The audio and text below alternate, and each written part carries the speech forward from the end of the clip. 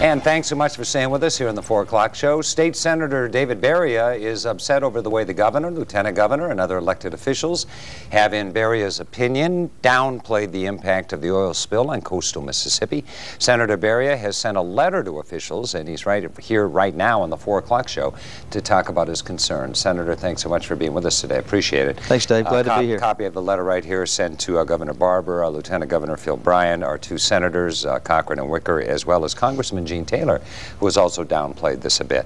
I'm guessing you think their response is inappropriate? Is that a correct word? Well, first of all, I wanted to be inclusive. I didn't want to leave anybody out, and I was attempting to address our leadership team. But I do feel like they've taken a somewhat laid-back approach in talking about the oil spill and its environmental and economic impacts, or potential economic impacts.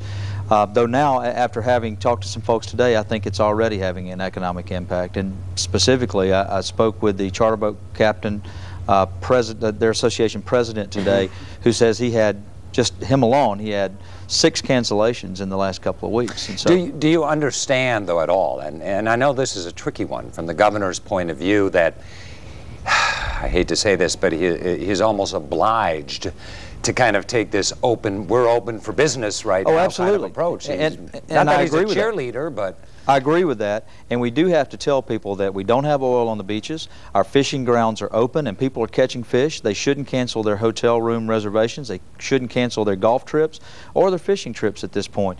But at the same time, we can't ignore that we have a massive environmental problem out there. You can't tell people that they don't smell the things that they're smelling, and they haven't seen the things on television, and some folks in person, that they've seen on our beaches.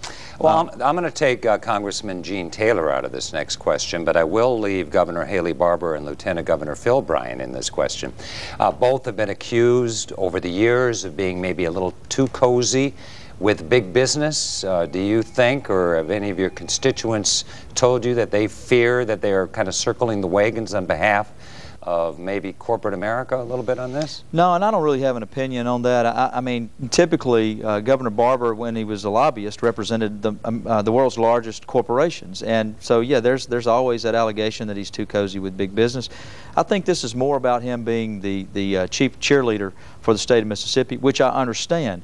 But when our sister states are calling out the National Guard, and our sister states seem to be taking a little more urgency in their actions, then that gives me concern, and that's really why I wrote the letter. Now, I'll tell you this, I did have a long conversation with the governor's chief of staff just a couple of hours ago, and he went down each one of my concerns and addressed them, and most of them, most of the concerns in my letter, they are addressing in some form or fashion. He didn't say that they're urging Congress to lift the $75 million cap on BP's liability, which is a concern of mine. He didn't say that they're asking BP to reserve billions of dollars to take care of the claims of fishermen and hotel owners and restaurant owners and seafood processors. Would that really be up to the governors to take that position with BP? I think so. I think so. Our governor is one of the greatest lobbyists that this country has ever known. And after Katrina, he did a great job of going to Washington and lobbying for $5.4 billion. I'm just asking him to do what he does best and go urge Congress to take steps to make sure that BP takes care of the problem it's created. That's all I'm asking. All righty. State Senator David Baria, I think we'll probably try to put this letter of yours, may already have it on our website. I'll have to look into that. But thanks for joining us, and glad to be here, and telling us a little bit about your concerns. Of course, that's your neck of the woods. Hancock County with a little bit of Harrison County, which could be impacted. That's right. I think we already are being impacted. Oh, yeah. Coming up next, learn about some delicious, healthy recipes your children will love.